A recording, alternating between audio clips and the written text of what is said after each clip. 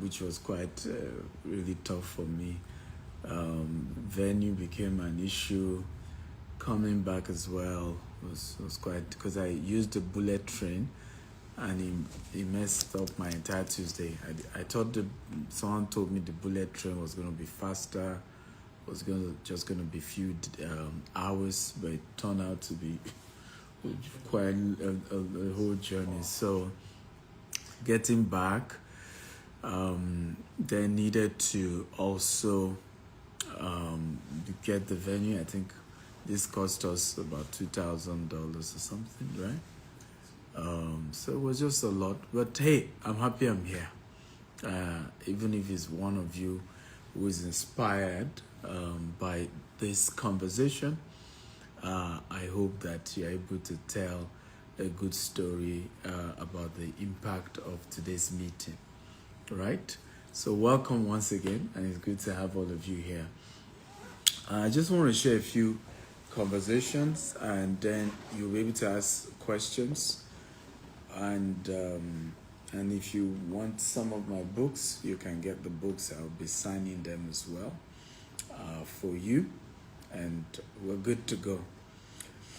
So the first conversation I want to have is, how many of you here, and it's a question, how many of you here have a 5-year goal plan for China?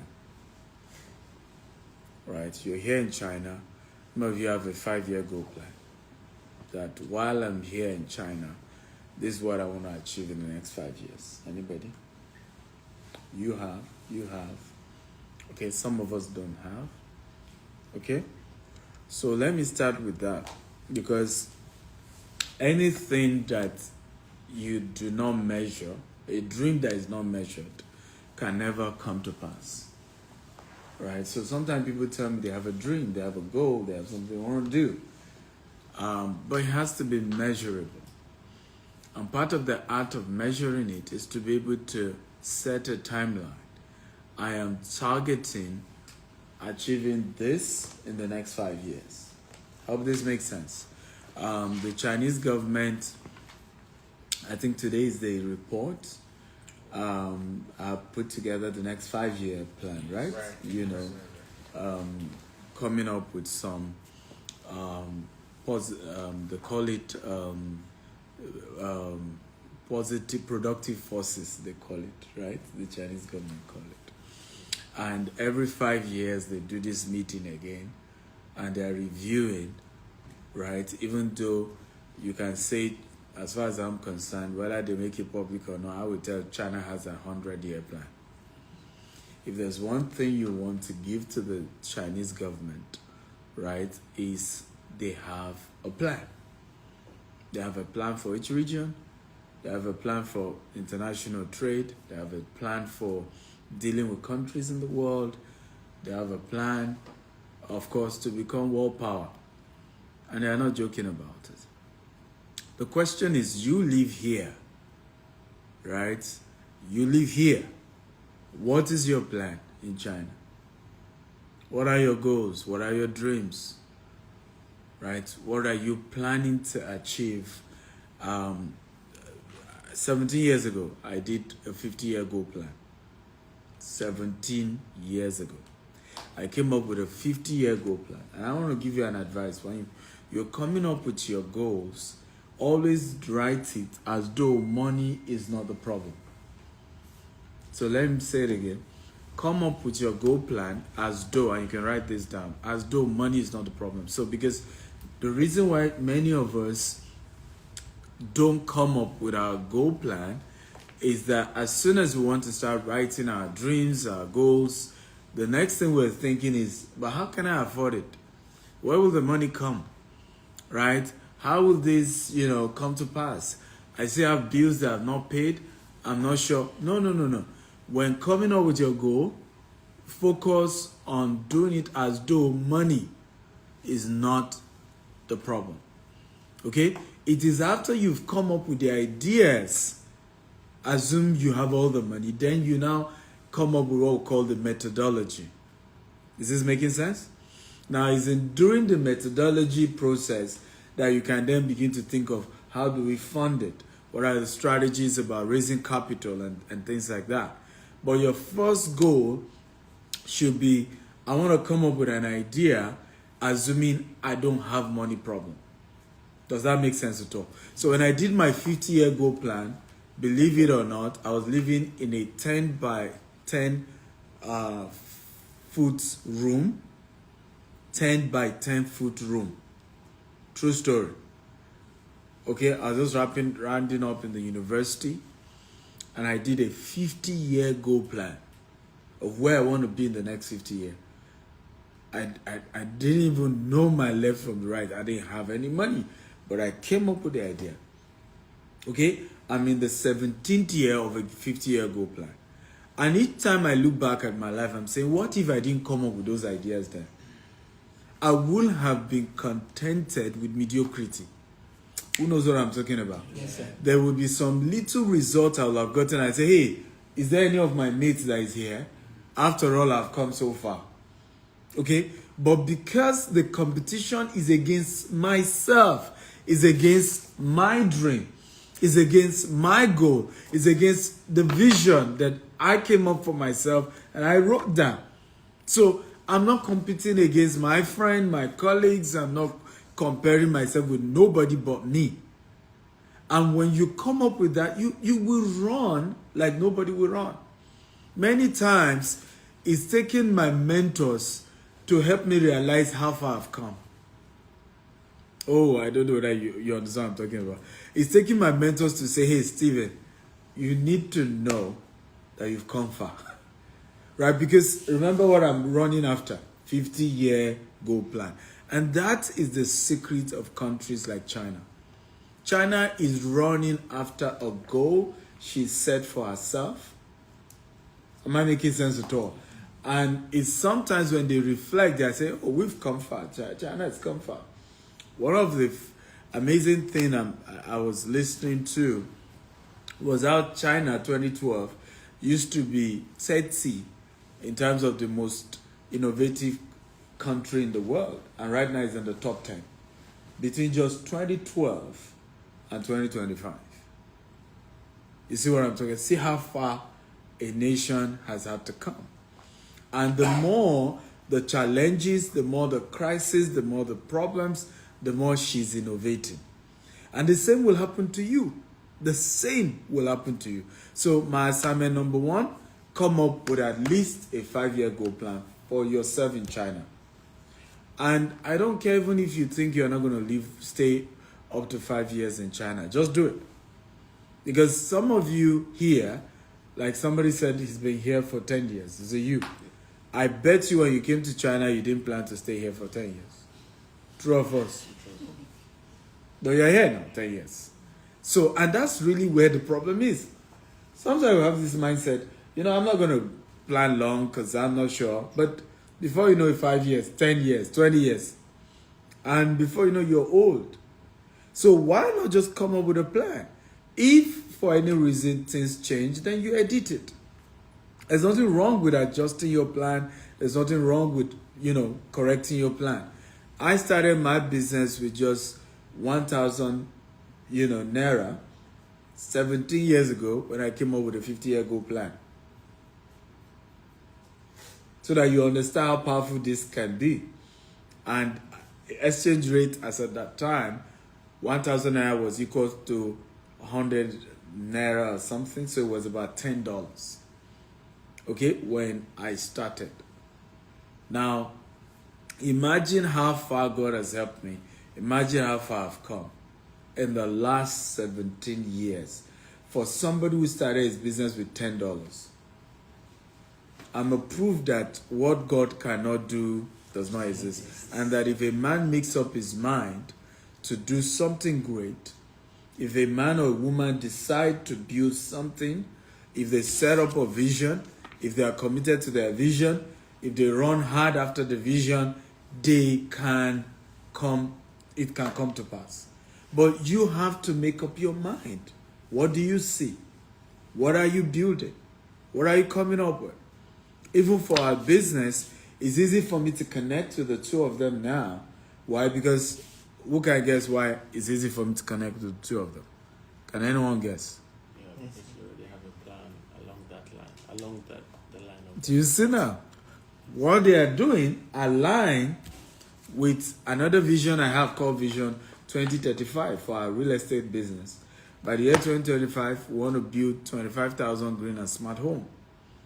So you see why you need to have a vision?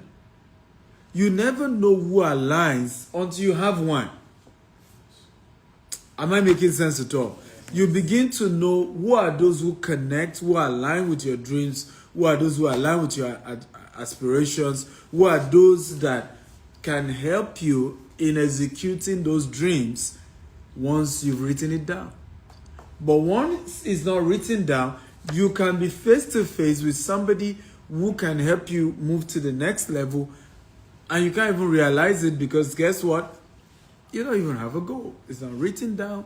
You don't have a dream. It's not written down. It's not structured. It makes sense? Come on. Does it make sense? Yes. So are we all agreeing to come up with that today? Yes. Huh? Yes, sir. Minimum 5 years. You can do 10, you can do 20, you can go, but at least start with a 5-year goal plan. We agree? Yes. Resolution, right? Yes. Tell your neighbor, we're writing a 5-year goal plan. Right? Maybe they are not sure. Right? We're doing a 5-year goal plan. We're doing this. We're doing this, right? So start there.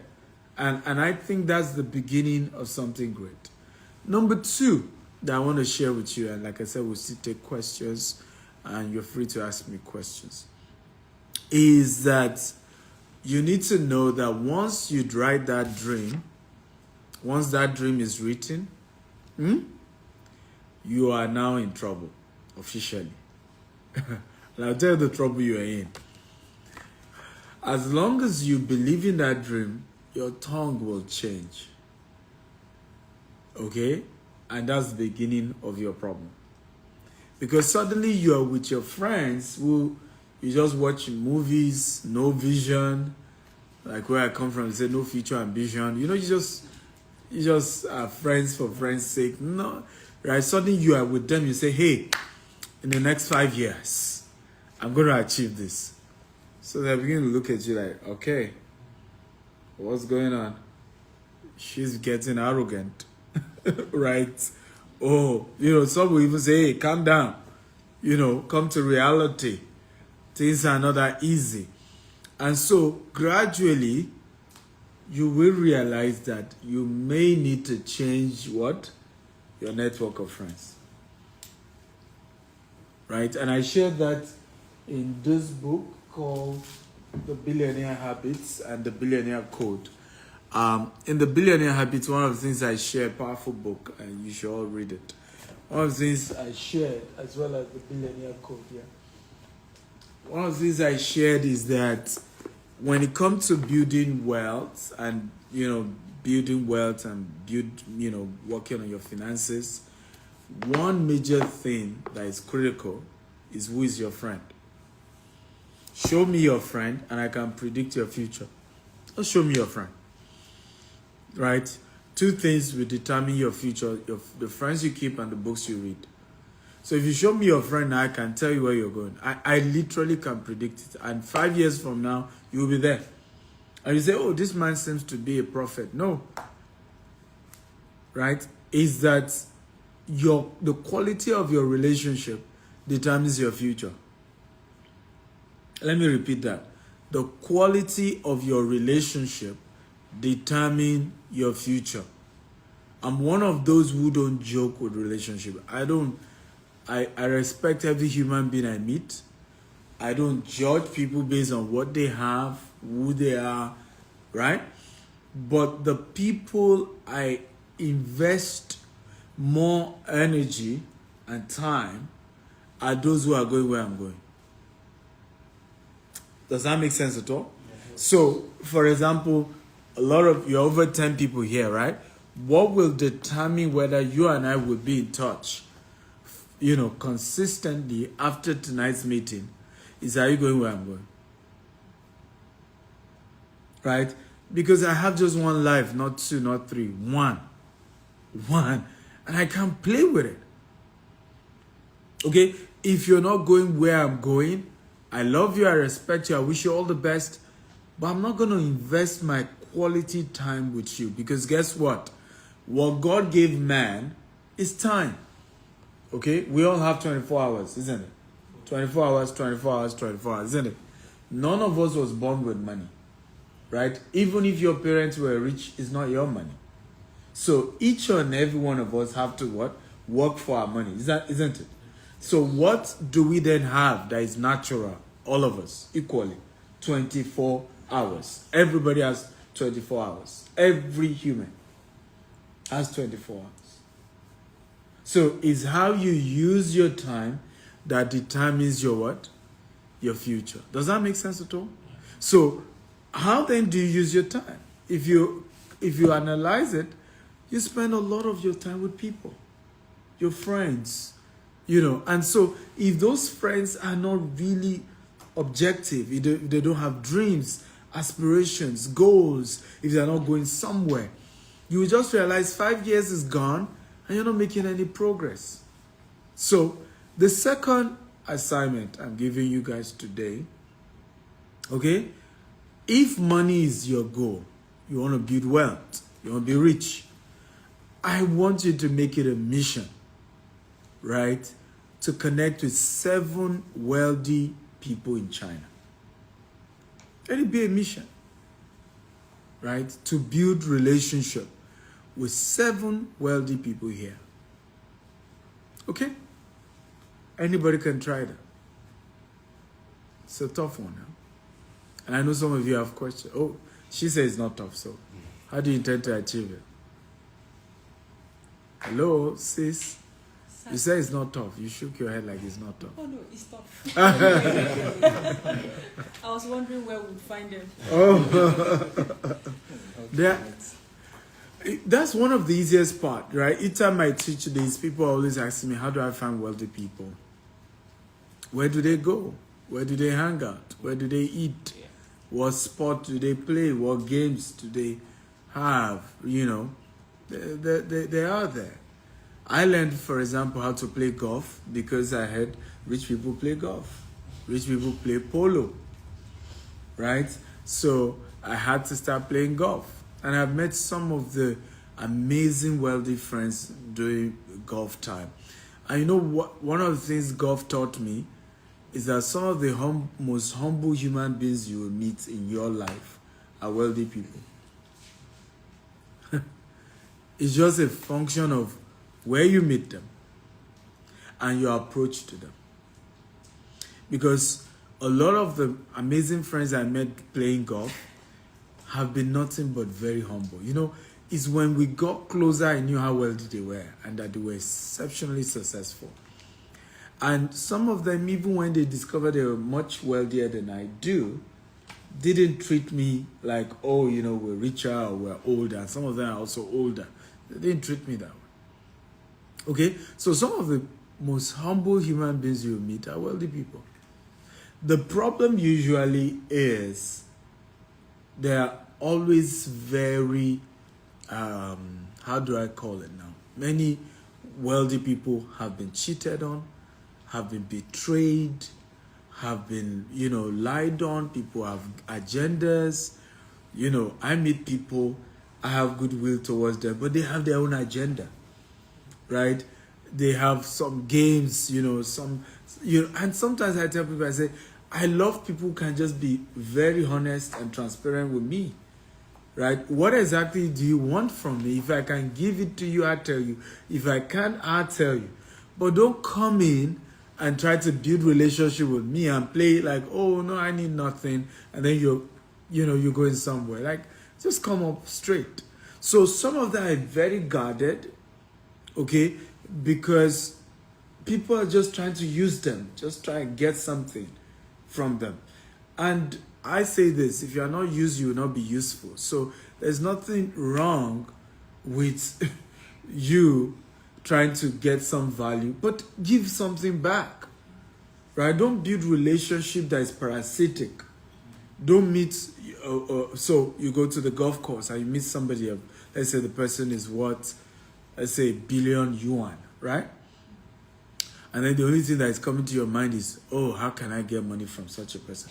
No, that's not how it works, right?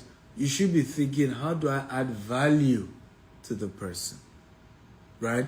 What business is the person doing? Does that make sense at all, right? How can I partner with the person? Even if I don't have how I can partner, can I link them with Dr. Stephen? Maybe they have some value to someone that I know has, right? And they start taking you seriously. And many of my relationship has become serious by that. Like, I couldn't even afford what they are doing, right? But I then link them with somebody who can patronize them. And they're like, oh, thank you for doing that. And I'm like, no, it's not for commission. I just think there's relationship between. And the more I kept linking them with people who can help them do, they took me serious. I said, this is a valuable relationship. And they are now the one thinking of what they can do for me. Suddenly they're asking me questions. Suddenly I'm like, so what do you also do? You know, oh, how can I invest? What can we do together? And he just started changing things for me. So, yes, I want you to build relation with at least 7 wealthy Chinese people here while you're here. But don't do it so that it's about what you want to get, what you want to, do it so that it's mutually beneficial. You're also adding value to them. Else, nobody want to waste their time. Nobody's going to invest in mentoring you. And you should also be upfront, right? I want to learn from you, right? I'm from Nigeria, or I'm from Gabon, I'm from Guinea, right? And you're from Gabon, right? Right? And I'm from Cameroon. I'm trying to learn about wealth. Because, in Africa, people think wealth is mysterious. I hope you know that. They think it's... I'm sure now that you're in China, you understand it's not mysterious. It's trade. Wealth is trade. Simple. Right? People do business. People sell something. People move goods. And they are paid for it. It's as simple as that. People offer something of value in exchange for the money that they want. And that's how wealth is created. So, but you can learn a lot of these things because, and that takes me to number 3 thing I want to teach you today, mentorship, right? One of the biggest reasons why most of us don't succeed in business is we underrate the role of mentorship. We really underrate it, right? So somebody wakes up one day and says he wants to start trading. Okay? And instead of going to look for a good trader, okay, and say, can I learn from you? I may not even be making money for the next 1 year, but can I be an intern? Can I serve? Are we learning at all? And I think there's a popular story that is going around now that is alluding to this same thing. I think it happened here in China. Some of you are not aware. Right? Of a Chinese guy who brought a Nigerian, I think, to partner with him on business. Right? That's a practical example. I hope you know. Yeah. Because if I were the Nigerian, are you aware I'm not going to be even say, give me money to come to China. If I want to do that business, I'll be willing to use my money to come to China. And I'll be willing to work with that other person without collecting a dime. Just study the process. Just learn. I won't even mind if I am able to attract, buyers for that person. But I will take my time, spend another 6 to 1 year and understand the business. And I promise you, when I eventually start my business, oh boy, I will sell like no man's business. Why? Some of the people who have been buying from that person will have more trust in me. True of us? Absolutely. True of us? True. I'll give you an example. If you're going to do business with, again, your name, what's your name again? Dominic. Right? What's your name? Ola. Yeah. You want to do business with Dominic here. What is the first thing you're going to be looking out for? First thing. I know they're all important, but what's the first thing? Between integrity and competence. Which is the first you'll be looking at? Integrity. Integrity. Why? mean, even if you're competent, even if I give my money, if there's no integrity, that means anything can happen at any point. But if there's integrity, that means I trust you that along the line of business, nothing wrong can happen. Interesting. But do you know the rich does not do business with nobody first, based on integrity. And that's why they are rich. The rich first rule for doing business with anyone is competence first. Is Dominic actually competent? That's why the rich keep getting richer. Now, the trust equation, right? How do the rich handle the trust equation? They can put the money in escrow. Am I making sense at all? They can set up a corporate governance around the money. Come on, who knows what I'm talking? Yeah. They can choose not to pay the money to Dominic, but pay direct to someone else. But the first thing they are looking out for, and I'm telling you why the rich keep getting richer, is Dominic, is he competent? Now, this is why many, particularly those of us who are from third world countries, this is why we've lost our money. Because Dominic can have integrity. Yes, true, he does. But you give him your money and he honestly lose the money. Honestly, like, just because he doesn't have the competence. Are we together now? Yes. Haven't we wondered what is really going on with us in Africa? Where we think everybody's a scammer. And everybody we are accusing of scam is also saying they are not scammers. Is it not high time we all start saying to ourselves, maybe the problem was incompetence? Is somebody getting this now? Maybe this person honestly lost the money because he just didn't understand how the business works. Is this making sense? Yes. And I've seen this happen over and over and over and over. A poor man wants to do business with another poor man. The first conversation is, can I trust the person? A rich man wants to do business with either another rich man or even if it's with another poor man. What is he thinking of? Can he really do the work? Is he really competent? Do you see the point now? So I'm meeting Dominic for the first time. I'm meeting him for the first time. Do you know the last thing that is coming to my mind is trust? The first thing that is coming to my mind is, does that, now, did you know, who noticed it in my question? Yeah. Okay, which of my questions suggests that? Can you guys really pull this off? No, I asked a question of what have you done before? Do you see now?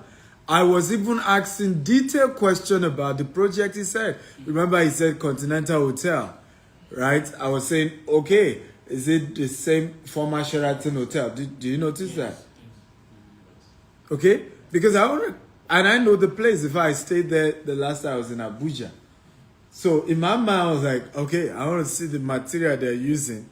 I really want to be sure the quality of what these guys can do. And is this making sense at all? Now, I'm not saying integrity and trust does not matter. Oh, please don't get it twisted. I'm saying it's not the first. It's not the first. It matters, absolutely. Right? In fact, that's what often determines what we call continuous patronage. So, I will, if I'm sure they are competent, because sometimes competence also imposes trust. Who agrees with me? Yeah. Competence often also is a sign of what? Integrity. Come on, does somebody agree? Yes. So, he says he's done a project with Continental Hotel in Abuja. Right? So, in my mind, first thing is, if you can handle that kind of big project, and he did not, play games with them, maybe he can handle mine, isn't it? So I will, at best, maybe because it's a new relationship, I don't trust him yet, I'll ask them to do a small project for us. So you say we want to do 25,000 housing. I'm not going to start with 25,000 housing, right? I'm going to say, okay, can we sign an MOU for you to come and do 100 houses in Nigeria? Okay? And then we see how that goes. If that goes, even with that MOU, I'm not going to, if it's time to pay, I'm not going to pay all the money for the 100 houses at once. Are we learning at all? But once they then, and that's why integrity still matters. Once they're able to now deliver, do you see now, more jobs can now be given.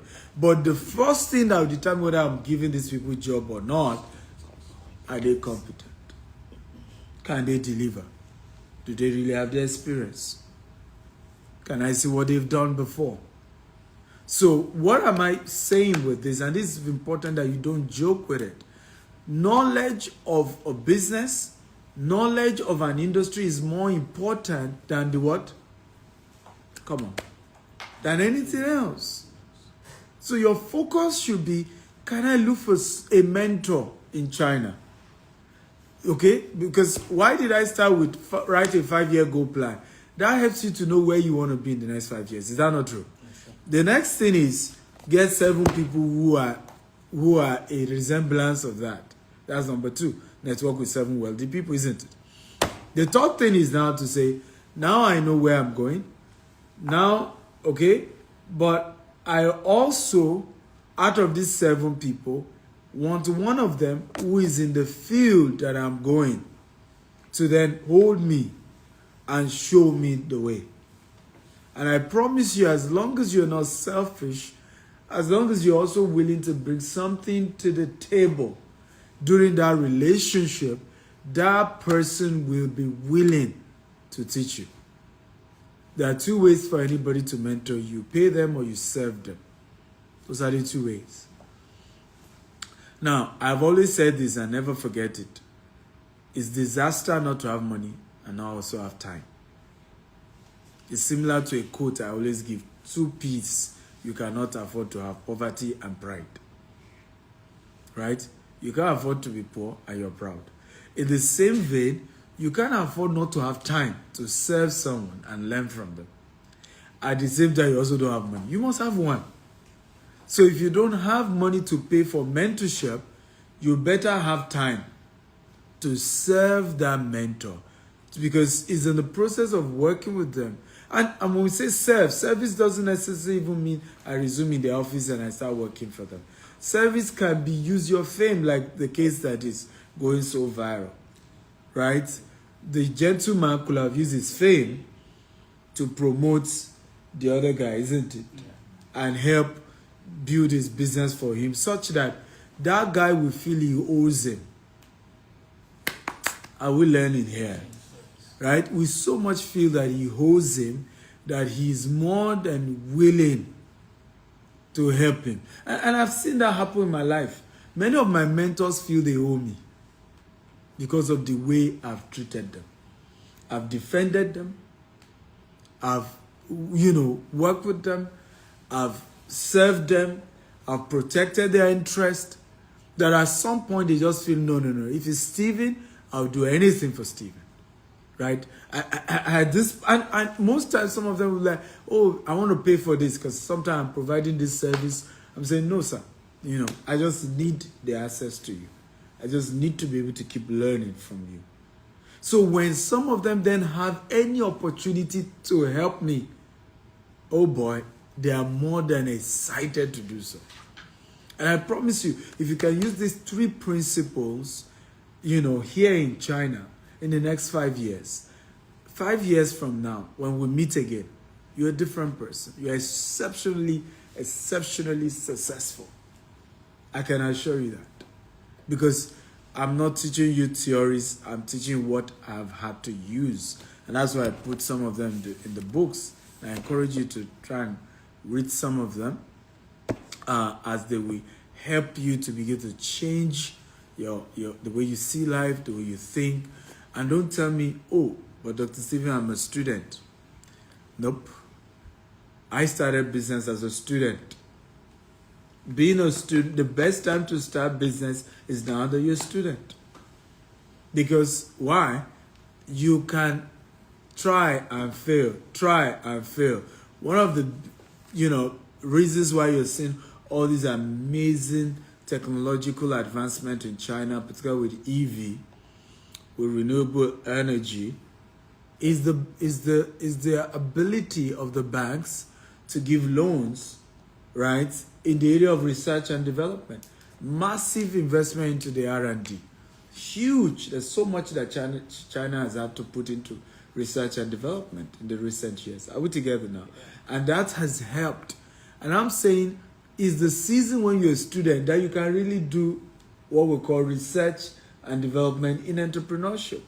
That's when you can start a small business, right? See how it goes, test it in a small phase, right? Fail at it, improve it, adjust it, and keep doing it till it what? Succeeds. Till it succeeds, right? It's in the when you're young that you can do that. Because if you don't do that when you're a student, when you say have some of you say have some scholarships, some support, right? So now you can try some ideas and improve on them till they get better. Did you get value today? Yes. Are you sure? Yes. Clap for yourself for coming in. Right? Okay, so I'm willing to take your questions. If you have any questions, I'll be glad to take them.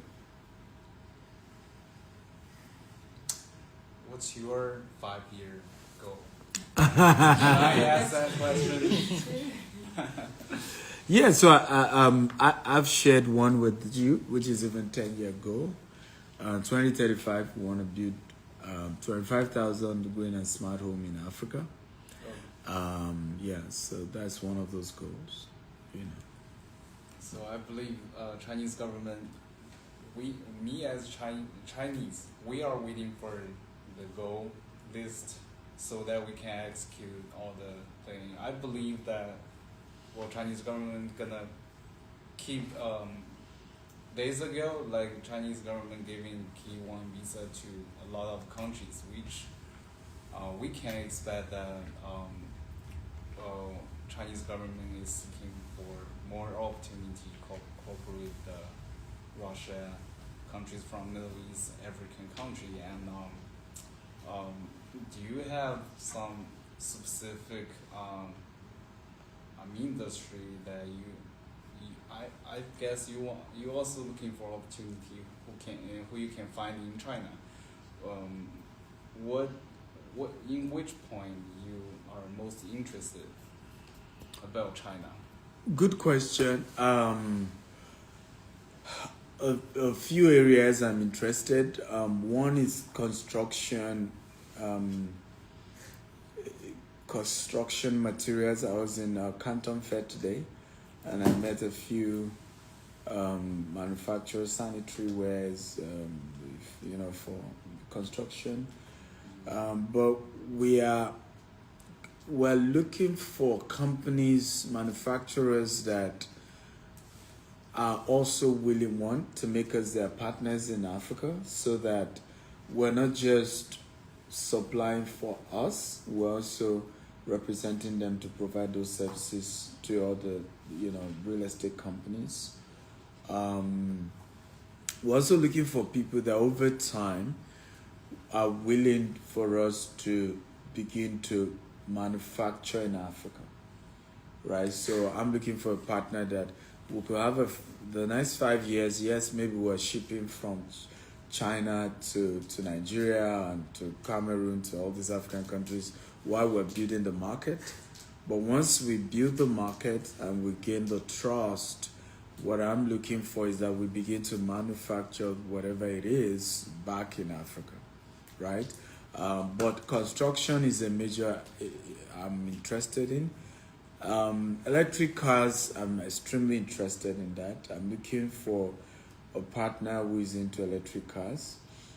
But electric cars that consume very little energy, such that we can always have the, socket. I don't want because again, to begin to build charging stations in Nigeria is not realistic that will take another how many years, right? But if I have an electric car that I can connect the typical 3-mile charger to your typical sockets in Nigeria, right? And also is hybrid, so you can still generate power from solar. The roof is getting charging the battery from solar. It can still, of course, connect for electricity. And a simple generator like I better pass my neighbor can charge it, right? So you give me such a car, I'm willing to sign a deal today with such manufacturer, right? And I can assure them I'm going to sell millions of copies, millions in Africa. Because one of my strengths is sales and marketing. I've built a huge network. I have millions of followers, and I understand marketing very well. And I've built a very solid, credible brand over the years, and that has, stood the test of time, right? So using that on an electric car, because the future is electric cars, right? That's the future, and I see that if we can come up with something like that, that would be good. A few is sportwear. I'm partnering with a sport person to start a clothing line in the area of sport, female sport, male sport. So sneakers, stuffs like that. Yeah. So a few areas. I think I made a post on my page. You can check it out where I mentioned the industries I'm interested in. So, but yeah, I'm looking for credible, competent manufacturer. Right? You see again, we go back to the word competence. Getting a competent manufacturer, then we're ready to do business. Okay. I hope I've answered you. Yeah. Who else has question? Thank you very much for all you said, sir. One of the reasons why I started following you was because I saw the real estate you went into in the US, in Dubai, and when you had plans for the one in Nigeria. And it also aligns with the fact that I also have the vision or the goal of having my own kind of real estates back home. Now you mentioned, you said we should have goals, we should not see it as money is the problem. Okay, now in this case, you have a goal and written, but you need to generate funds. I've heard you talk about how you had yours all the time, but for us that we don't have the kind of access that you have, how do we go about generating these funds? First of all, I didn't have access. I created the access. So you need to know there was nothing, for example, that I have today that was given to me by no one. I created it. Even my visibility online, it's cost me millions of dollars to grow my social media platforms, right? Over the years, so it didn't start overnight, I run adverts. Every year I spend over $50,000 on just social media adverts alone. Did I say 50,000? Sorry, over 100,000 on just social media adverts alone. Yeah, dollars. Right, so nobody gave me anything for free, so you need to know that. However, what is missing is not money. What is missing is mentorship. Because if you were to have a mentor, your mentor would then tell you this is what you need to do. Okay, maybe you need to do what we call syndication or crowdfund, right? Maybe you need to gather a group of friends and let them help you raise the first money. Maybe you need to create a social media account for your real estate business and begin to show results, right? And over time, as people see your results, what happens? They begin to trust you and they start doing business with you, which is what I enjoy. What I enjoy personally is the fact that people know I'm competent in the area, or any area you see me do business. I'm intentional about it. I take my time to show my competence. So if I'm going, for example, I just told you some of my interests in China, right? But I came to China, right? I went to trade fair. You know, you see me do a lot of things in the next few years around China. Do you see my point? So if I tell anybody, oh, I'm trying to raise this money for this project in China, it won't be an issue because I'm intentional about showing that I built relationship in China and I have manufacturers in China. You see the intentionality around it. But many of us, I'm sure if I asked you, do you have a social media page for your real estate business, right? If I ask you, have you ever done paid adverts, right? You say no. If I ask you on your own personal page, how many times did you show, right, some of what you're doing in the real estate business? The answer will be no. I'm very sure some of your friends don't even know you are doing real estate back in Africa. You see where the problem is, right? And so how do you then get anybody to even give you money or trust you with their money? Because they're not even seeing it. People only put their money into what they can see. They want to be able to see what you're doing. They want the assurance that is real. They want to, people will do business with you if they are sure that they can see. And I think it's a lesson for a lot of us here, but some of us are here and haven't invested in, I call it social capital, and you can write it down, social capital. Your social capital will create more than money for you, right? So you need to be intentional in building social capital. And social capital simply means the perception of other people about you and the business that you do, right? The society perception. And you know, perception is stronger than reality, right? So what's the perception of people about you? So you can truly be doing real estate.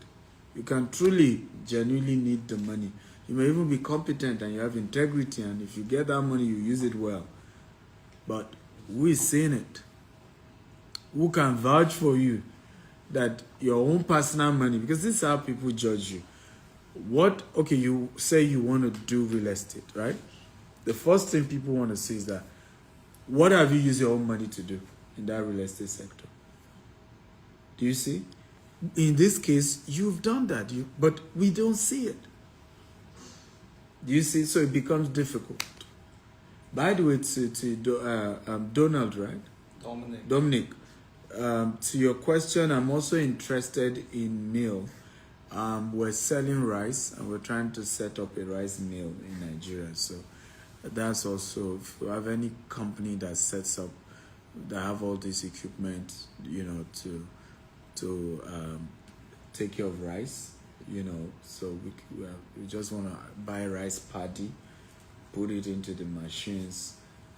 So we currently sell rice, but we haven't set up a massive mill. We need, the major problem in agriculture in Nigeria is not the crop, it's the processing and distribution, and that's the area we're in right now.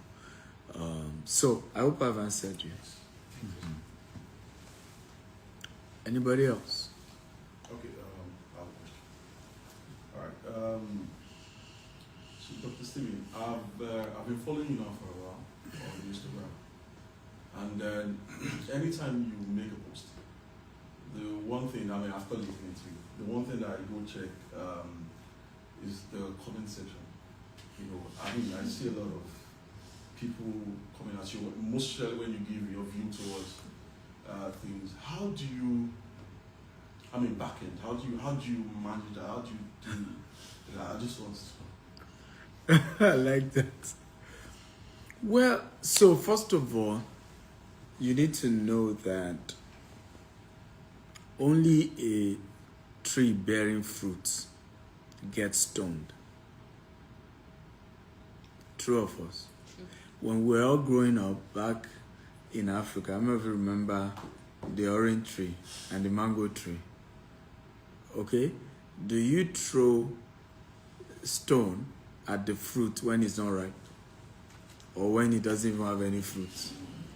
But as soon as it has fruit and it's getting ripe, what happens? You start throwing stone now. right? So that it can drop and you eat. So it's only a fruit-bearing tree that gets stoned.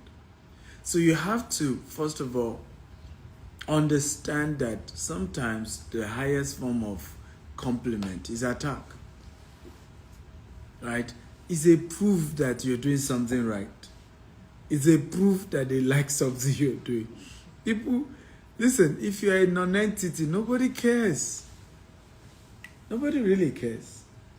Right? People only come at you when there's something and there's something to gain. For some people, they know that once they drop that negative comment, what happened?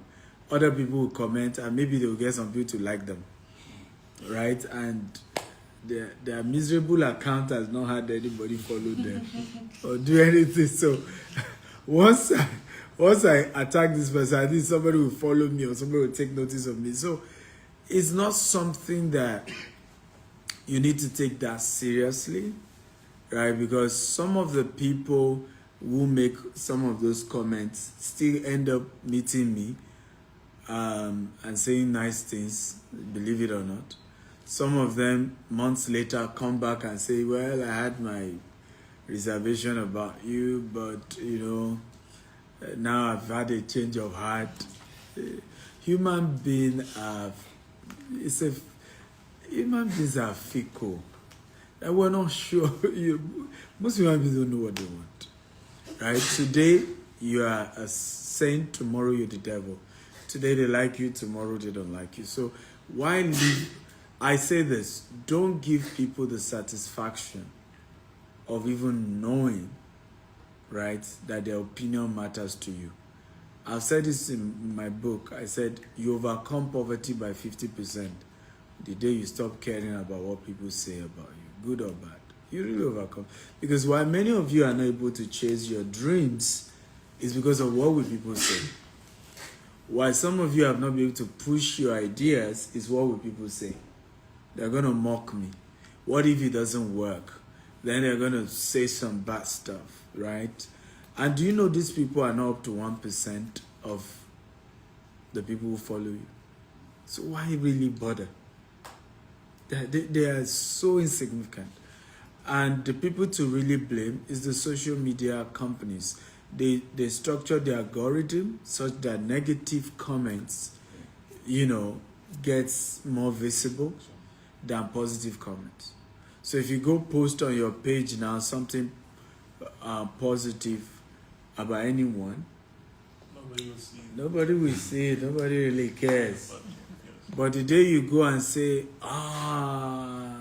this person is the devil, suddenly the energy grows. So it's the algorithm of, and we should hold them accountable because some of these social media companies are exploiting the humans, because you could have set the algorithm to show more to positive, right? But you set it and give it to TikTok.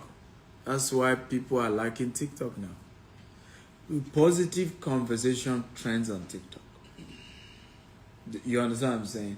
It does, right? You don't need to push out a negative conversation to trend on TikTok. Two of us, right?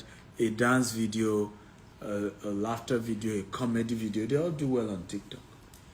You get what I'm saying now? But you put the same content that trends on TikTok positively, put it on Facebook, put it on Instagram, you don't get enough engagement, right? So don't bother yourself. My mentor puts it this way. And he says, and I've never stopped enjoying that. He said, do not endure attack, enjoy attack. He said, because attack is the tool for growth. Okay? So my spiritual mentor shared this with me. He said, when he was being attacked, the ministry was 33,000 members. In 5 years of the attack, grew to 50,000. Yeah, and the same with our company. This is our best year ever yet, right? In the midst of the attacks. Okay? So you need to know that some of these attacks are also quite, they are good for business if you understand. You just need to take your mind off the negatives, focus on, celebrate those who celebrate you, go where you are celebrated, move with those who appreciate you. And that's my rule with life and business. I only go where I'm celebrated, right? If you are negative, I cut off from you, right? If you don't honor what I carry, I'm done. You know, I get it. Some say, oh, well, he carries himself so high. Now, if I don't carry myself so high, who will? You know, who will? And I say this a lot to people. If you don't praise yourself, who will? In this wicked world, you think, oh, who is that? Right? In this wicked world, do you think people care that much? Right? A lot of people are just all for themselves. Right? So you have to look up to yourself, say good things to yourself, move with the circle of people who celebrate you, right? And celebrate them back as well. Cherish relationships that value you. Cherish friends who value it, right? Move with friends who tell you, cheer you on and tells you can do it. You know, you have one life to live. So for me, I only hang around positive people.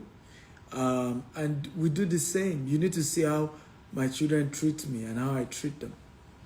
You need to see how my wife treats me and how I treat her. She's a queen, I'm a king, right? That's what you want to build around you. And I'm begging you, create your own safe space. Tell your neighbor, create your own safe space. Right?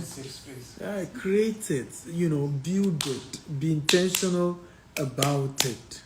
Where you create your own space, where when you enter that space, you are the king. Everybody is celebrating you in that space. Does that make sense at all? Because some of us, we are the ones who create the toxic, negative space. We do. In fact, we are the ones who told people that they should continue to be negative. And I'll ask you a simple question. How many times have you gone back to celebrate those who treated you well?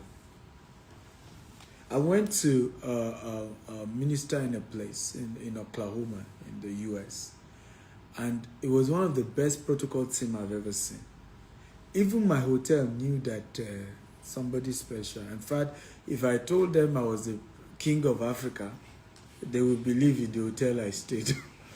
Right? I mean, the protocol team, very well-dressed men, and they were just so professional. Right? It's 3 weeks after I went there. Do you know I did a write-up just to celebrate them? And say, I went to this place. These people treated me this way. This is good. And I want to thank them for it. When last did you do that? But do you know that we get more people to say, okay, so this is how this man wants to be treated. Do you see the issue now? Some of you don't do that.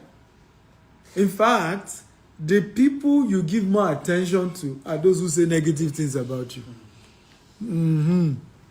How about that? True of us. Those are the people you give attention to. So what are you saying? More people, please, if you don't criticize me, I'm not even going to notice you. That's what you are doing indirectly. So why not build a world where you're saying, hey, thank you for thanking me. Thank you for celebrating me. Thank you for getting me that gift. Thank you for saying those complimentary words. Thank you for treating me this way. I appreciate it. And you can do it in a modest way as well. There should be a balance. Now, I'm not saying you should create a world of sycophants around you who can't tell you the truth. That's not what I'm saying. Right? I have built a world where people can say when something's wrong. They can, and they can say it in a respectful way and in a non-judgmental way. But I'm saying build your own safe space. Right? Once you do that, you don't care what somebody said somewhere. Some non-entity on social media that the day they see you face to face, they don't even qualify to be. So, hey. One more question. You still have more questions. So let's take numbers so we don't. And then up. So I want to ask, can you share with us one of the most challenging situations that you encounter that you could have given up but you were able to solve it, and that became a key to your most important success? Thank Okay. you, sir.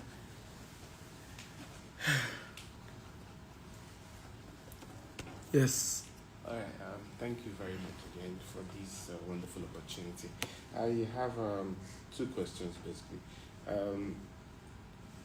Looking at the Nigerian domain, I want to say, like, do you have any strategy for spotting opportunities, particularly? What strategies do you use to spot opportunities in Nigeria? Because it looks like some of the investment that are in Nigeria, they are very localized. Either the nightlife kind of businesses or people into beverages and drinks and all those. That seems to be what is trending. You are a serial entrepreneur, so what are the strategies that you use to spot opportunities?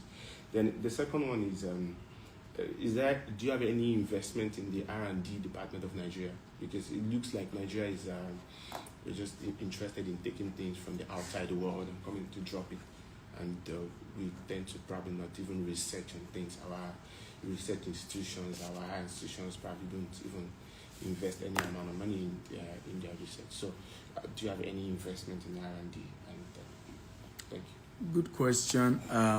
So I'll take those four, and then we'll come to her and the two of you. Okay. The three of you. So visibility on social media is not compulsory that you need to be visible on social media to grow your business. I never set out to say, okay, yes, now I want to be visible on social media. I didn't have enough money when I was starting business, so I couldn't do TV advert, radio advert, billboard adverts. And I studied digital marketing in the UK, and so that taught me how to use social media.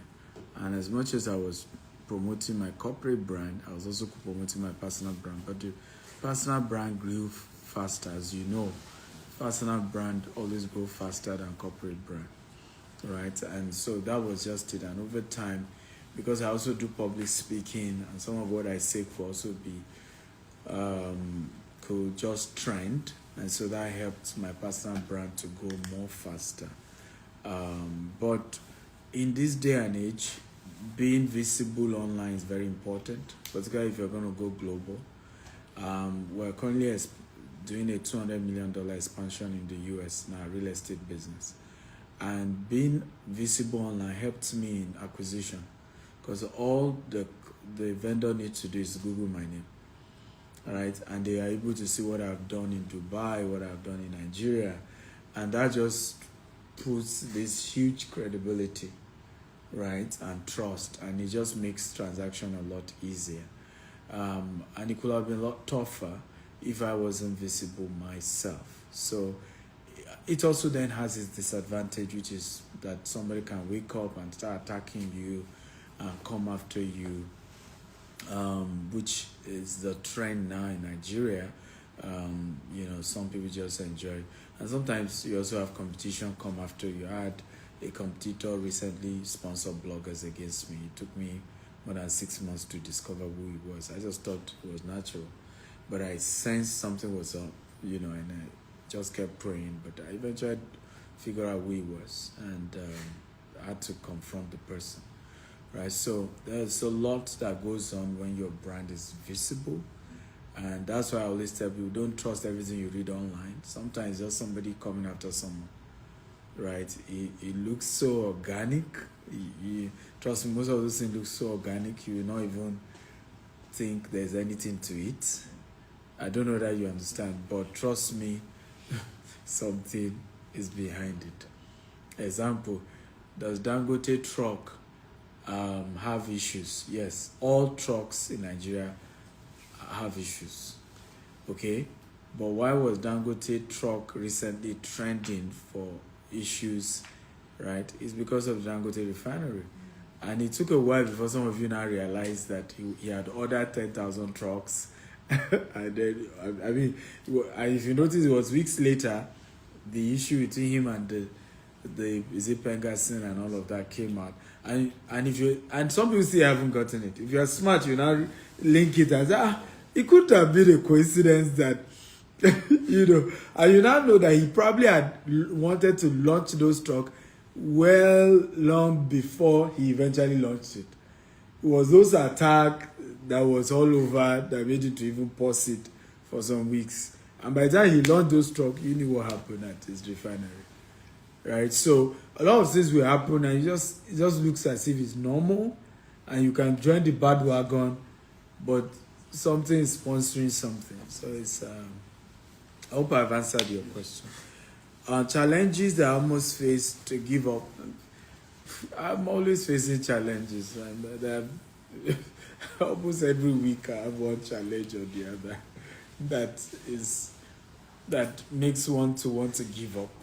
You know, it happens often, time to time, and it can be very discouraging for me because sometimes, particularly for someone like me, I've put in a lot into life and business. I've invested in so many people. And so when you see how much you've put in and the game sometimes people play, it just hurts you.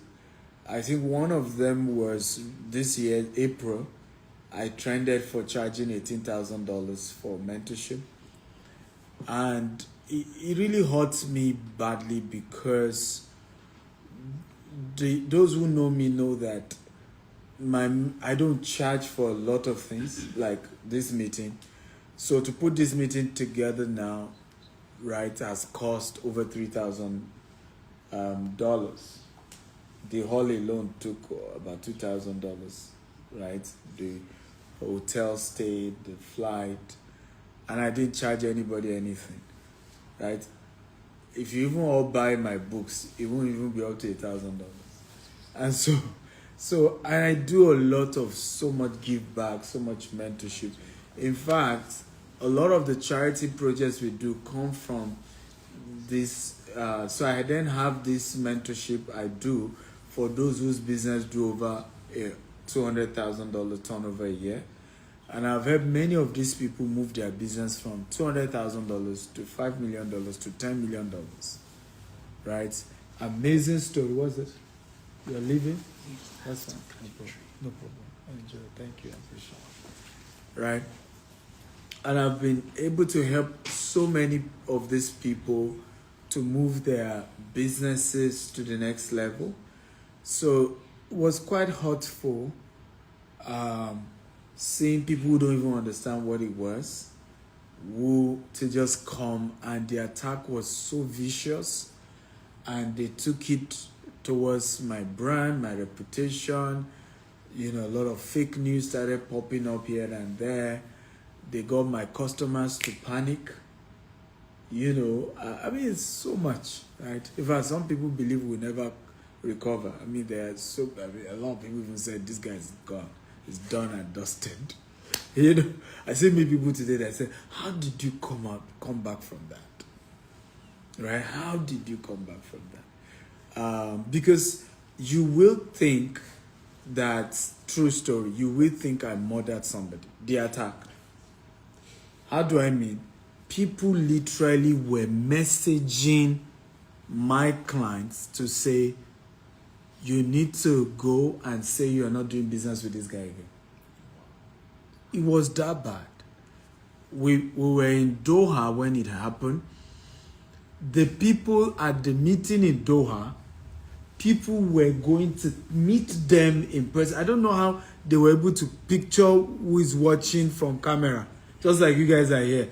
I'm going to meet them and say, hey, you know, did you pay $18,000 too? You know, I mean, so much attack. Right? It was vicious. Right? So vicious. Some way. So attacking family members and so on and so forth. But guess what? We grew bigger. In fact, in the midst of the attack, we got more people reaching out to say, we want to do business with you. So, strange, right? Very strange. But I also had great mentors. My spiritual mentor called me in the midst of it, you know, sent encouraging words, You know, so guys, what I will say is make sure that you build your safe space. Remember I told you that? Make sure you build your safe space. Because if you don't, in the days of some of your biggest crises, am I making sense at all? You won't have anybody to be there. Right? My spiritual mentor literally, we missed each other 6 times for 3 days. It was the 3rd day we were able to speak on phone, just to talk to me and to encourage. And so, what can I say? Which is why it is before you have crisis that you build good relationship.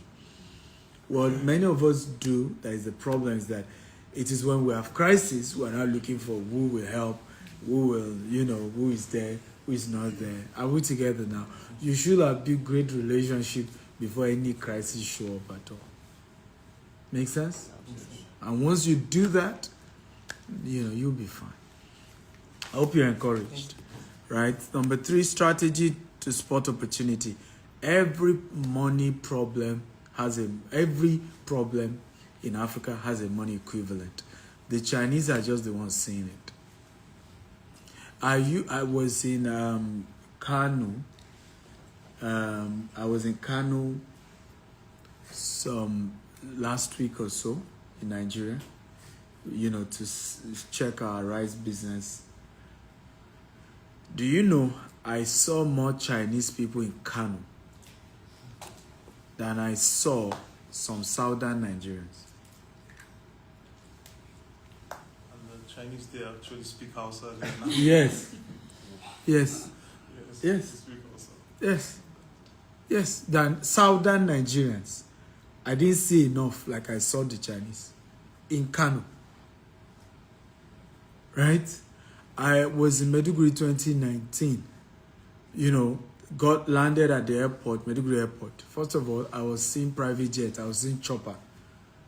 I saw more foreigners in Maiduguri airport than I saw southerners in Maiduguri airport, where you can call the headquarters of Boko Haram. So, don't tell me how do I spot opportunity. They are there. They are everywhere. It's just that we have decided not to see them as opportunity. Somebody said something powerful. He said, you know why people don't take advantage of opportunities? They come in work clothes. They come in form of problem. So, you are just saying problem, but that's money. Look at OPE. Everybody else in Nigeria kept complaining about the payment is slow. The banks were charging too much money. Is that not what we all kept saying? But how many people solved the problem? The Chinese came and solved it. OPE has more customers than 20 banks combined. Put together. Right? And they were intentional. They went for the unbanked. I'm talking about the remotest villages. OPE is there. Remotest villages. Right? And so the opportunities are there. We just need to fold our sleeves and be ready to do the work.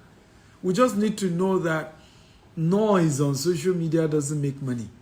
Watching at the sideline and who is fighting who, doesn't make money.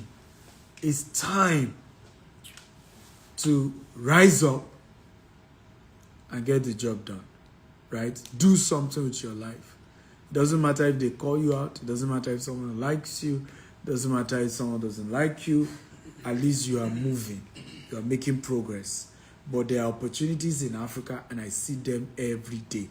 The only problem I have, I just don't want to look like jack of all trade, right? And I don't also want to be distracted. But every day I enter any African country, it's as if money is staring at me in the face. Opportunities, some of them are just like, at my level, there are certain business I can't do anymore. If it doesn't have B behind it, it's not worth my time, right? But there are a lot of, and so when some people are like, Stephen, I need opportunities that are small money. I'm like, I'm seeing them every day. Right? I'm seeing them every day. The ones that maybe is difficult to spot are maybe the ones that have B's behind it. And the ones that have B's behind it will take you a lot of multi-million to even start it. And that's not the one you're looking for. You're looking for those easy ones. Right? So anytime you see problem, just say, how much will people be willing to pay me to solve it? That's all. Am I making sense at all now? And this goes to any problem you see in Africa. Any problem. Logistics, same thing. Right? You know, it was still solved by, I think it was still the OPay franchise. Right? Taxi, Uber. It was just a mobile app. And you see, the solution is not as complicated though. Right? Simplicity of wisdom. The solution to every complex problem is very simple. Number 4, investment in R&D. Well, investment in R&D is very expensive. It's expensive to sponsor research and development. China has put in billions of yuan in R&D. It's expensive. I'll give you an example. Can anybody guess how much is Google putting in research and development? Can anybody guess it? Google. How much do Google put in research? Yeah? Every year, annual budget on research and development. Google. Billions, at least. Just Billions give of an example. How much billion? You give 1 or 2, 3, 5, 10, 100. 10 billion. 10 billion. Anyone else? Like $5 billion. Huh? $5 billion. $5 billion. So Google's budget this year is over $40 billion. There is practically no African country that has that budget. Nigeria is over 200 million. The Nigerian budget is not up to 40 billion. But that's what Google put into research for just this year alone. So sometimes I laugh when people also say, oh, Africa has money. I laugh. Africa is broke. Broke. Most African countries have been exploited. They don't have money. And you will know when you check the budget. When you compare the African budget with what? A lot of the Fortune 500 companies. Right? And yet, those same budgets are in deficit. We are broke, yes, is largely due to, of course, incompetence of our politicians as well, who can maximize. I mean, China doesn't have gold. China doesn't have crude oil. And see what they've done with their lives. So, yes, but when you look at our budget, you now know why we are struggling. Because what we're even spending on a huge population is what is a Google spending on research and development. Right? In fact, Google is spending more. So multiple African countries put together is what Google is spending on just research and development alone. So, my brother, this research and development matter is not something just one person can do. You really have to be big. It will take time. It will take years. We as a company are looking forward to doing that in the next few years. We're hoping that we will invest heavily in that area. And we're starting something very big soon. So, yeah. Thank you, sir. Yeah, in fact, we're launching a whole research and development department. And we're making it a combination of both volunteers and full-time people. And their job is just to do research and research and research. Yeah, because it's a major deficit. Otedola needed to invest in power station in Nigeria. He had to rely on a Chinese company to come and do the research. He couldn't even get a Nigerian company who could do all those research for him. Okay? So yes, the three of you now. Okay, you. Alright, so thank you very much for this opportunity. We're particularly really grateful. There was something you shared which actually resonated with me so much. Let me just give a little background because usually in China, one thing that, or one of the jobs that is really prominent is teaching, English teaching in China. So while I was doing my master's, I was equally teaching. But when I started my PhD, I had an inspiration to not just focus on teaching, because obviously after China I'm not going to be teaching. So I had to look for a company, a company that is involved in international trade and business to do an internship, which I'm currently doing right now, to learn how to do the trading. And so I equally started, or my husband and I equally started a small business back in Cameroon. Yeah. He is a political analyst, and he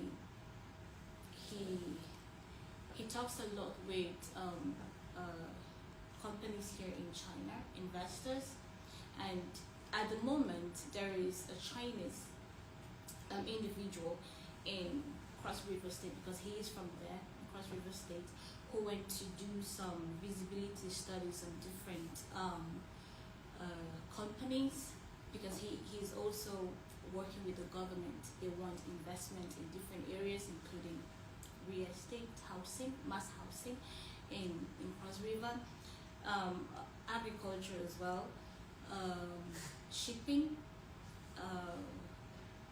and other areas. So the area in which I'm really interested in now is the mass housing, because I know in Nigeria they mostly build like duplexes and like that. But So what's your question? so my question is, are you interested in high-rise buildings as well? And talking about the investment, you talked about 25,000 housing. Is it only in Lagos, some particular cities, or around Nigeria? Okay, that's easy. Yes, we're interested in high-rise building as long as we have the technical expertise to do it. Many Nigerian engineers are not competent to do high-rise buildings, and we don't want buildings that will collapse. But if we have professionals we can bring in from China, which is again why I'm interested, hopefully, in what they do. If you can bring in professionals from other parts of the world who can build high-rise building without compromising the integrity of those buildings, yes, we are. Are we interested in your husband's state, which I believe that's the question? The answer is yes.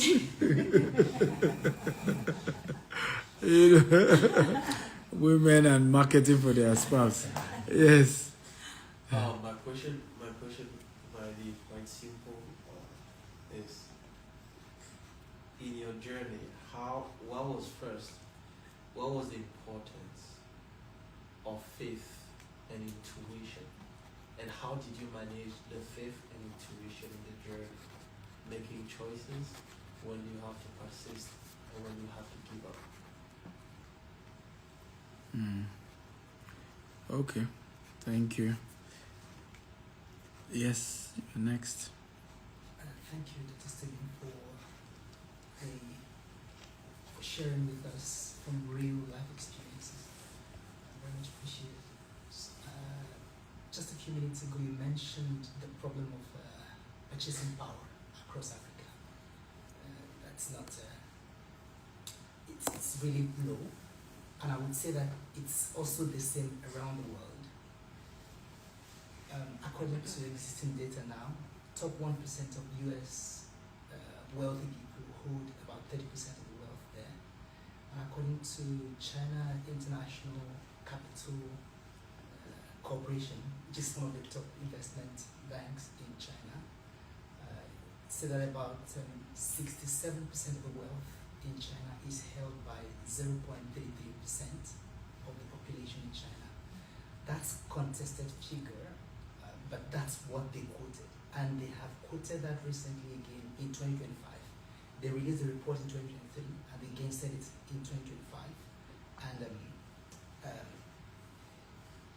there's something there. So what's your question? So my question is, what are your thoughts about the challenges of low purchasing power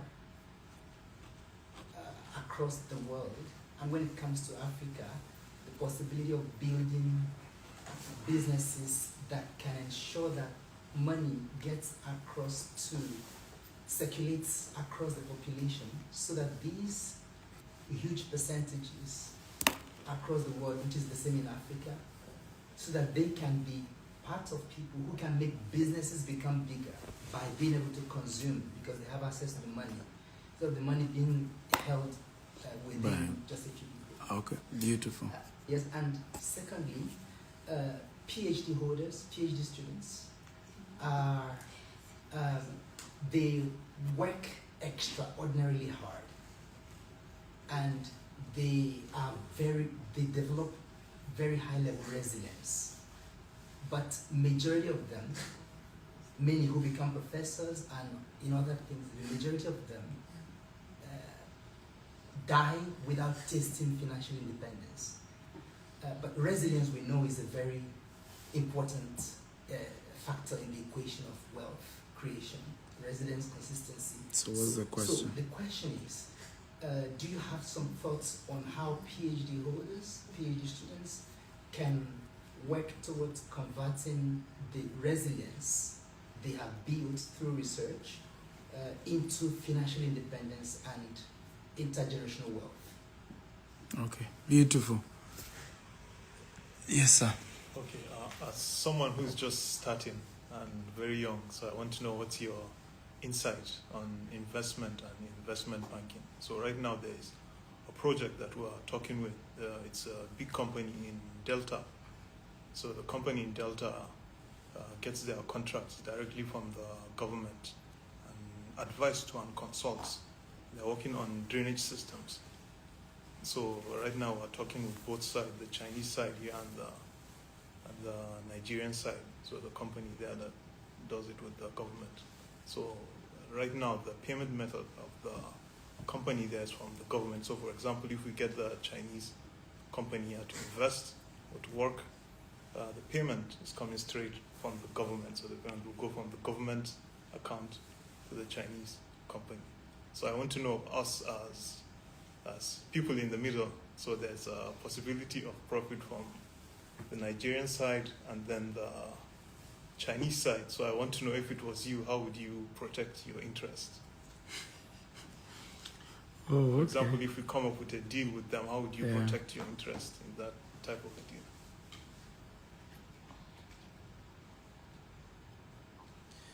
Okay.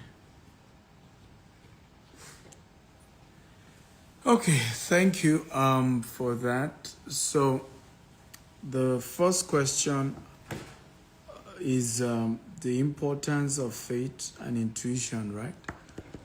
In my journey, extremely important. I won't be here without the place of knowing God and prayers, and because anything you see in the physical comes from the spiritual, right? So if you don't invest in the spiritual, you're not going to see anything in the physical. And so I've come this far based on that. And there have been attacks in course of doing business. Africa is not one of those easy places to do business. So if you're not spiritually sound, you will just make some steps that everybody wouldn't even understand why you did it. But it's your village people. It's your village people that are speaking. But you won't even just be able to explain. So the place of that is critical. Also in even picking ideas, there are times where I'm just inspired to make certain decisions, take certain steps, and they've turned out to be some of the best steps. Like starting our real estate development 10 years ago, when we were so successful in digital marketing, we were consulting for the presidential candidates, government, and multinationals, I said government, not government really, but political parties through third party, we're getting good jobs, to do things. So we're like the biggest in helping for campaigns, for a lot of stuff. So you now wake up, shut that down, went into real estate. Even my team then felt something was wrong with me. Because why will you leave? We're doing well in this area. You shut it down, you're now going to real estate that you are new in. Okay? And we struggled for a while. We're not even making money, but we kept at it. And at the end of the day, 10 years later, our real estate portfolio is our biggest, even though we have other aspects as well. So, very critical. The second question, low purchasing power. I believe the real question you want to ask me is income inequality. Why are the rich getting richer and the poor getting poorer? Okay, but you looked for a nicer way to put it. But I honestly think to solve the problem of income inequality, we need to do what we are doing in this room. Right? There's a need for those who have figured out a way to crack the code of making money, particularly those who came from nothing. It's difficult if I was born into wealth, it would be difficult for me to teach you how I got here, right? But for those who came from nothing, there's a need to do more of this. And that's why I was excited when Otedola wrote his book, because we also need to understand there's many things about how business works. It's so secretive. People don't know. And I encourage you to go and read that book by Otedola, Win Big. Because we don't have a repertoire of knowledge back in Africa on how do you really grow a business, right? We don't. And it's part of the problem. America is a bit ahead. And I'll tell you why. Because America still invests a lot in media, in business. You have CNBC, you have Shark Tank. You used to have Apprentice. And I think that's also what's missing in this generation.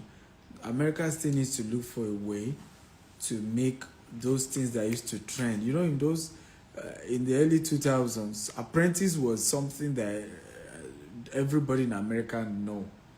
Like, it was trending. So the subject of wealth creation has to be mainstream conversation. It has to get into the mainstream media, right? The human mind goes dull once the subject of money is being talked about. If I ask those of you in this room, how many of you have gone for a seminar this year on money that you paid? That you paid for a conference where they were teaching on investment, teaching on money, teaching on how to make more money, build wealth. How many of you? Raise your hand. One. How many of you have read at least 5 books that you bought this year that has to teach you about money or wealth? 5 books at least. Raise your hand.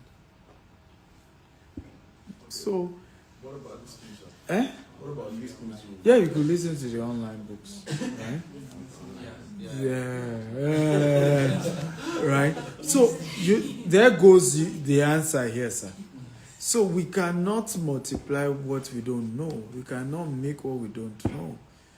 Right? We're in a generation where everybody is obsessed, right, about looking rich instead of actually being rich and working hard to be rich. Like, I'm going to be okay if all I can do is take picture in front of Rolls Royce instead of really working hard to actually buy a Rolls Royce. So that's the generation we're in. And it's the reason if we continue like that, there's nothing we can do. The rich will keep getting richer, the poor keep getting poorer. So what needs to happen is the mainstream media has to move everybody's attention. Are we together now? Back into Business 101. It's boring, I get it. But we have to learn it.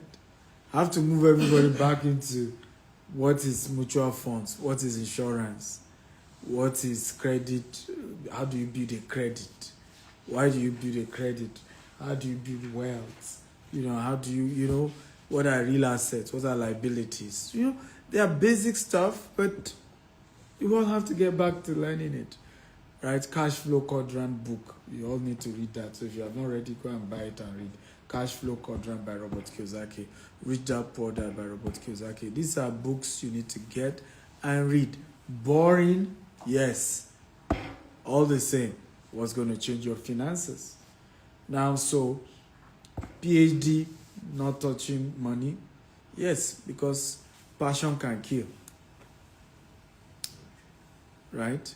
So I'm passionate about subjects that used to reign 40 years ago. Who cares? Oh, sorry if I'm hurting some feelings. What most of you are reading right now in your PhD is irrelevant right now. To be honest, most of you, it's irrelevant. The world is changed. The code is changed. Okay, you are reading international diplomacy, right? And Trump is changing it right now in your eye. Like he's rewriting the whole code. Like everything they taught you in the university is... I was in Harvard. I'm currently doing my executive MBA in Harvard University. My professor of history cannot explain the outcome of Trump's madness. Right? I'm telling you, she couldn't explain the outcome. Like, it's a VUCA world. Totally volatile. Am I making sense at all? So, many of us are not facing that reality. AI is also another thing about to mess everything up. Mess it all up completely. So, you're wondering why PhD students are not wealthy? That's the reason why. And you shouldn't have worried or asked this question because the answer is obvious. The richest man in the world should have been a professor if going to school makes rich. Right? You go to school to satisfy your own mental obsession and passion. It has nothing to do about making money. That's why a lot of rich people never go to school. Right? So building wealth creation, making money, and education, two different things, right? And you must be contented with that intellectual sagacity, making yourself happy with all your grammars and all that you know. Nothing wrong with it. But if money is what you want, go and learn apprenticeship, right? Go under a Chinese man, which is what I've told you, a woman. Go work and tell them they should show you the back end, not the front end, because there's, to every business, there's also a what? A back end. And it's the back end that helps the front end to work. And until, what makes Stephen Akintayo? You can work with me 10 years and still not know. And some of the reasons why I won't teach you is also because you never asked. Right? So you have to be willing to tell people, I want to know your secret. I really want to. Right? I've had to do that with a lot of my mentors. In fact, one of them, Dr. Cosmos, had to say it in one of the podcasts. I asked him, so why do you really like me? And sometimes you should ask people who like you why they like you. So that you know how to keep the relationship. There's something. And he said, he was shocked the first time I gave him money. He was like, what's this guy trying to prove? Right? I'm way richer than him, and he's giving me money. What's he trying to prove? He said, but when I did it after a while, he knew that I'm telling him I'm not after your money. I want to know what makes you tick. And at that point, he was ready to also open up. Do you see what I'm saying now? So, don't go get PhD because you want to be rich. Go get PhD because you want to solve the world's problem, right? And that's okay. There's nothing wrong with that. A lot of the scientists in the 1800s and early 1900s were not rich. How rich was Faraday? How rich was Albert Einstein? They all relied on the other richer guys to sponsor their research, right? And they were not really rich. Okay, they were comfortable because those people sponsor their research and all of that, but right, it's only Africans that study PhDs, choose to become professors and want to be richest persons in the world. It's never happened. If going to school makes you rich, all our professors will be the richest. So go to school, get your PhD, but don't do it because you want money. If you want money, go and be an apprentice, and you don't need education for that. Right? Go look for a rich man who legitimately made his money, start from scratch, then work for them. Tell them, I want to learn. I want to learn. And but don't come with your PhD head into such relationship. Yeah, I'm saying Dr. Susan, Professor. Keep your PhD at home. Come and learn. He may not speak good grammar, right? But he understands the numbers. Do you see? Dr. Cosmos always puts it this way. He said, you may not like my English, right? But you cannot deny my results, right? So, you may not like my English, but you can't deny the result. The money speaks, right? And it's real and it's huge. So, you must understand that balance to it. But I wish all you professors and PhD who want to be rich, I wish you all the best, right? But please know that you need to come and meet people like us and humble yourself and learn and know that you're in primary one, right? So don't come and say, oh, I carry PhD from, put that aside, okay? However, if people like you learn business, you'll be one of the richest. Because if you then add your intellect, if you add because for a lot of rich people, they have to outsource. Because for every business to work, you must have your R&D. I call it the intellectual aspect of your business. And then you have the practical, hustling aspect, which is what you don't have as a PhD holder. You don't have the hustle, right? You can't come now on social media and say, well, I have this water. Come and buy. You see, the cost of, did you see H2O? Right? The way we brand this H2O has doubled this price.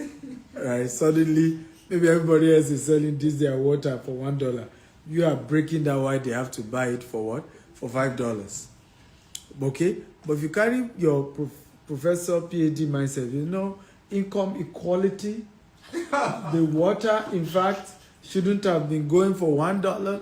It should be going for 1 cent. We must create equality in the world. Because you read all this, your Marx-Low theories and all this theory. Then you see how it's counterproductive, which is the problem, really, that most educational guys have. Okay? Because you won't even start a business and you're thinking profit. Right? You want to just make the world a better place. So my advice is pick your poison. You can't eat your cake and have it. Know which you want to go for. Am I contented with the fact that I just want the world to be a better place, even if I'm not rich? Then be contented with that.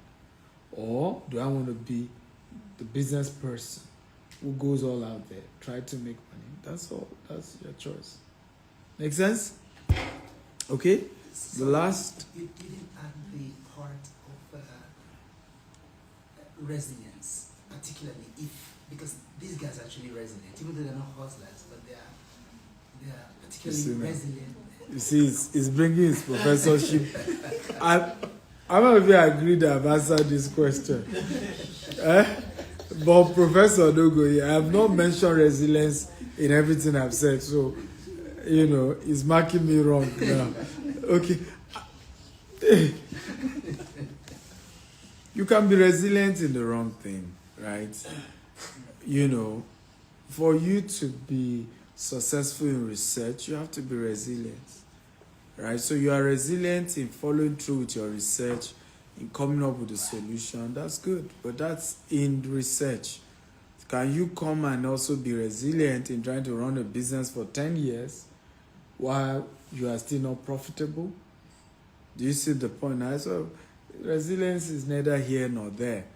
It's the same resilience a business person, right, runs a business for 20 years and yet not profitable and is still at it. That's resilience. A professor is on a research right? For another 20 years is empathize with you and I understand. Trust me, I'm kind of an academia as well. You know, I have written over 40 books, I have a lot of papers, so you know we're in the same world. But me, I've used wisdom with my own. That's all. And that's why I'm asking you. Because I want me and my colleagues to be able to convert it. But you know, I didn't start from there. I just chose to keep training myself, right? I haven't started from the street, right? You now is difficult because you started from the professorship lane. To now come and start entrepreneurship is the humility that is the problem, right? To humble yourself and unlearn some things you've learned is tough. That's the real issue. It's tough. It's tough for a professor to be moving around the street trying to sell something, right? It's tough. It's just not his thing. It's tough for a professor to be on a negotiation table and not argue. He wants to prove that he's read all the books. And sometimes on a negotiation table, you just keep quiet. Talking is not the best art of negotiation sometimes. Sometimes your silence in a negotiation is even what makes you get the best deal. Because the other party thinks you are not happy and is trying to add to it. But you professor want to prove that, you know, there are two laws, there are hypotheses and theories, and so there's a lot you need to unlearn. Is it possible? Yes, and I'm willing to. You can set up a Zoom training for your people as long as they are humble, and it's not as if they write paper on what I teach and then begin to correct. No, it's true. You know, some of them when I say all that he was teaching is brother dash. You know, rubbish. I can give you 7 errors in his presentation. His papers is going nowhere. You know, so like I said, the problem with academia is sometimes the whole fun is in your brain, right? You know, and sometimes you are not facing that reality, that you need to come to the real world and practice it. That's why business people would rather take your research and then we now execute it in real life, which we will still go through a lot to really get it to work in real life. Okay, so your questions, so we can leave here and take pictures. Knowledge. So basically, when you are doing deals like this, a few things need to come to play, right? First of all, you want to have a non-disclosure agreement, right? With both parties. You also want them to sign a document that says they are committing to give you a percentage of the transaction, right? And you need to get good lawyers to help you with those documents. And you need to come to the table not as one man, because that's also what creates the problem. So if you come whether from the Chinese side or the government side, right, it looks as if it's a one-man business. Nobody's going to take you serious. But when you are coming to the meeting, even if you have to borrow some of your guests, but they are coming for that meeting with a specific skill, right? They may not be full-time employees of yours, but hey, I am the director, at least for the purpose. I'm the director of legal and compliance. I'm director of this and director of that, right? You see now, at least for that purpose of the meeting. And you are willing to also give them something when the deal comes through from what you're also getting. So they come into that deal, helping you. So from the one you are meeting the Chinese people, right, they are getting to know that you are here with your legal team, you are here with your product, you are here with your product director, this, or whatever, or somebody who has PhD. What is your PhD people? That's where you use them. Just tell them not to shout too much, right? So, because I've rehearsed what they need to say so they don't over talk. But somebody studied international diplomacy, say here's our head of negotiation, here's our head of this, and you do both for both parties, and you sign solid contract. However, at the beginning of some deals, you may not be able to do that because it's also your first time and you haven't built, remember we talk about competence, right? So that you're able to say, this, we did it. So you might, there are some jobs that I've done that didn't make a dime, but I still did it because I needed to have it in my portfolio so that in future I can say, hey, I was the one behind this, and go and check and confirm I was behind this, I was behind this, I was behind this. So in some deals like this, you may take that risk of that both of them may screw you just for the purpose of having the experience. But by the time you do 2 or 3 of such deals, I promise you, you won't be in that situation anymore because, you've now mastered the arts and you've built credibility, you've built experience, But again, it takes us back to who is your mentor in investment banking? Because if you have a good mentor in investment banking, he wouldn't even mind showing up for you, right? And helping you to coordinate some of these your deals. Because he's your mentor and he wants you to succeed and he's guiding you in that whole business world. So hey, it's what it is. Okay? Did you guys get value today? Yes. Thank you for coming. You can clap for yourself. Okay. So you help us coordinate. Those of you want to get the book, she will help with that. We can take pictures and then we call it a day.